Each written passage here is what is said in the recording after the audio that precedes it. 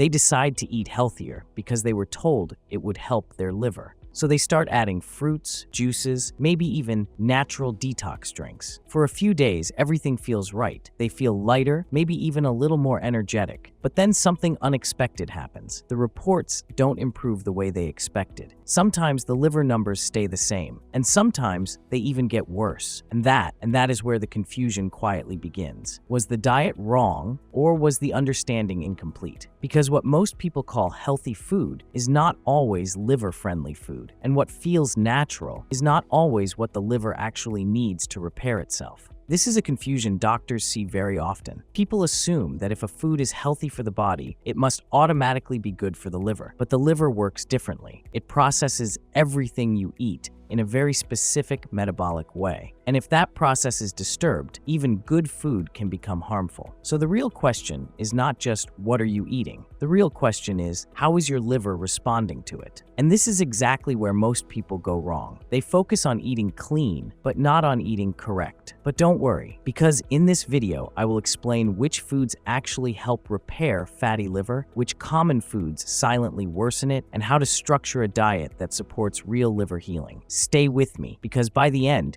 you will understand what your liver truly needs to recover. So let's get started.